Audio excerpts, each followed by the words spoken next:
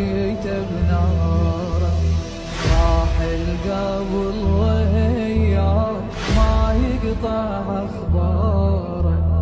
راح القبل وهياه ما يقطع اخباره،